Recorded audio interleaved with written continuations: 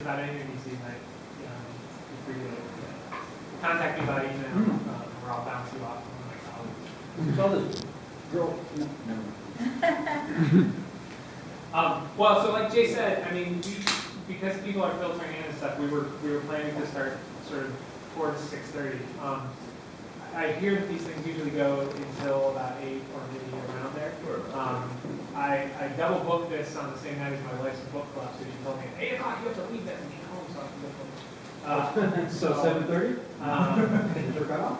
Well, no, I mean, it's fine. But it's just to say, if anybody has questions right now, okay, first of all, let me get a show of hands. Who knows what Dynamo is? Okay, let's get a start. Who has used Dynamo at all? I mean, opened it. Okay, 4 or 5 people. Who has used it on an actual project? Just personal. That's fine. We take them all, big, small, everything else. And Well, I'll it doesn't show you matter. that today. I'll show you that today. Yeah, I definitely don't, you'll see my presentations tend towards sort of complex geometry and stuff because that's where I come from and that's what I'm interested in.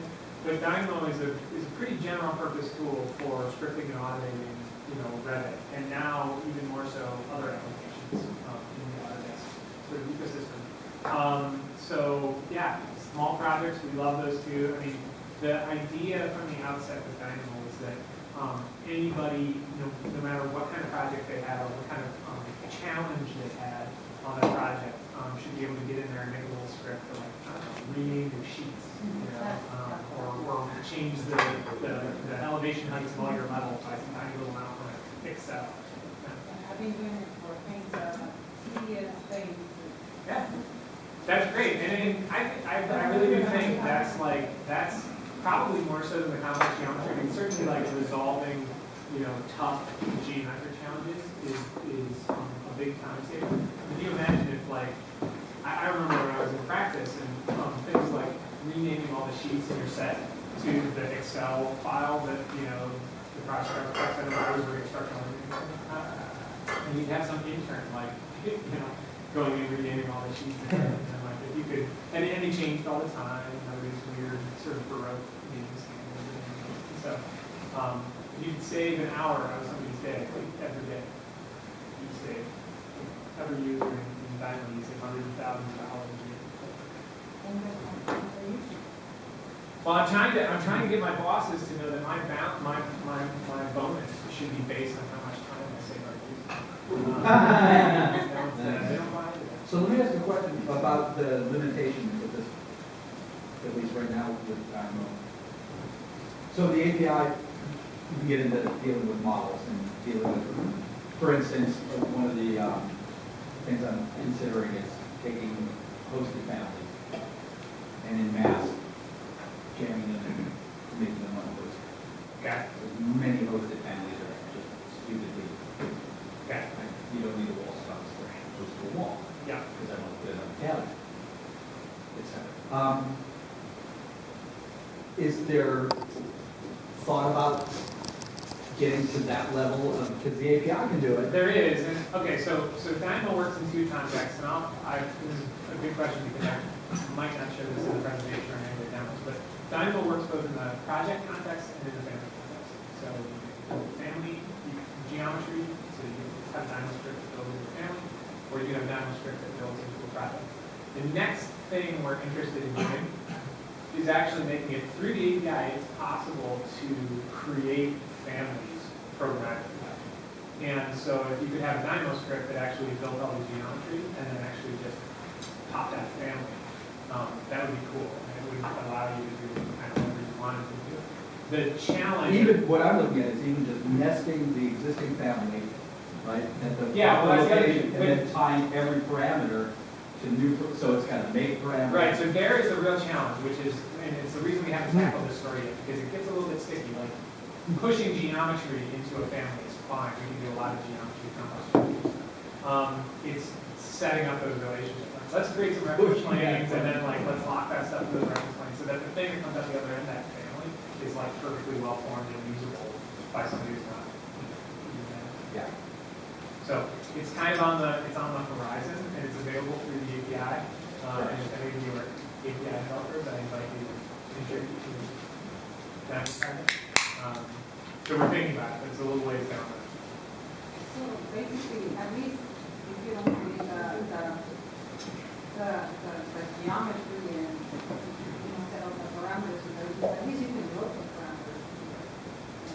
Yeah, well, that's the other thing you can do.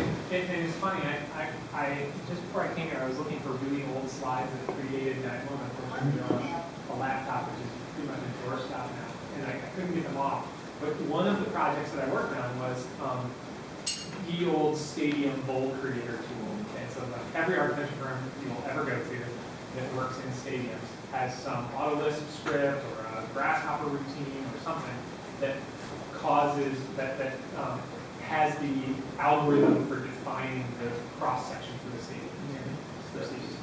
And we decided at one time, I was working at Bureau Apple at the time, engineering firm here in Los Angeles and also in New York, and we decided we were going to make the sort of bold creator tool to end all bold creator tools. And what we ended up doing was writing a piece of software that it made families and injected parameters into them and then linked the parameters to each other with these like insanely complex formulas and stuff.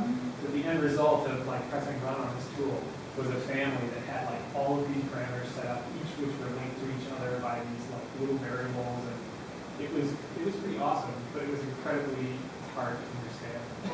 And it was actually one of the projects that was kind of the genesis of that, because I thought, man, I mean, nobody's ever going to be able to use this application. Yeah, because they're complicated, really. Like, for example, all of us who work with users that everybody needs to do them at one point in their life. And they not necessarily follow the rules. So when you're in that with whatever, it works, it's really, but it doesn't schedule and not. Yeah.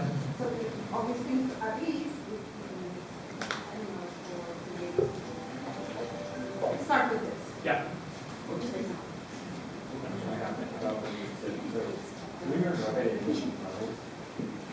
And so a lot of what I'm looking at right now is spreadsheet model integrations with schedules inside of Reddit and exterior spreadsheet. And when you go back and forth and you sync, the level is the one that gets a little bit harder because you can pull out the level, but you obviously can't change it. So it's basically level one. You can rename it whatever you want, but it's still tied to. Yeah, levels and grids are, like, when I close my eyes at night, I have nightmares about levels and grids in the Revit API. The reason is that levels and grids in the Revit API, this might be what you're running into, it's not even. They have this sort of auto renaming schema, so when you when you make a level and you call it level A, then you make another level. It goes B. 1, 2, well, imagine now you're somebody who's trying to like set up your model with Dynamo and you want to put in 50 levels and you want to make food, what it's doing behind the scenes when it tries to, it places that data API and then it has to rename it, and then that automatic naming schema is fighting against what Dynamo wants to do to rename the thing. So for a long time we were trying to deal with like, okay, well if the user doesn't specify a name, what's the default? Should you use the Reddit sort of automatic naming schema? So it's quite possible that in your case, you know, when whatever operation you're doing back and forth between Excel and levels, it's running into some edge case that we haven't, you know, calculated for, where it's fighting against that sort of built-in capability. We'll just give you like the most basic one like is, so we'll have, let's say, 20 parameters, and we want to pull it out into the spreadsheet. We go back and forth and trade off into all 20 of that. We have the values for all of them. If we want to sort by level, then we add the parameter in Reddit to the schedule, and we sync it again, so now it will have levels, so we can now sort by level. The whole thing just goes down. Well, It okay. goes down to I mean, you'll have to show me. 365, like Google Sync, like it doesn't matter. IDA Oh, all right. You'll have to show me examples. Just even CDC, that's the only thing I asked. I don't know. That's, yeah. Where do you want me to put that?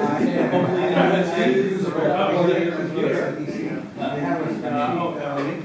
sorry. It's a lot more robust than, I mean, I'm a huge fan of IDA, but CDC has turned the corner. Let's do it. Let's turn. It's, yeah, so. Oh, you're downloading all of this. Really? Oh, yeah, no, but yeah, I'm not doing it. I run out of Geometry and such. Don't worry. Trade secrets.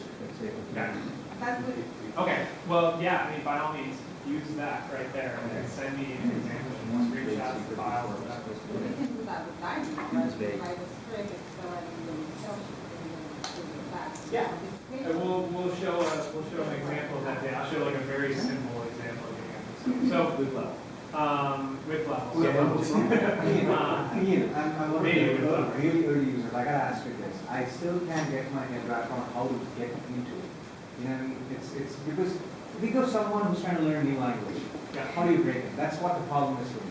I'm really interested in it. I'm a very Karen's sophisticated. laughing because she has students who I'm sure have the same problem. I consider myself a very advanced and sophisticated Revit user, Yeah.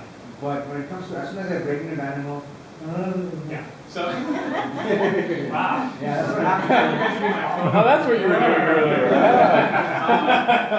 Honestly, I never use Grasshopper or any of that sort. You know? I'm really, I mean, call Grasshopper, but. I'm really reading, but I've done a couple of things, and for me, it's I feel like a filter.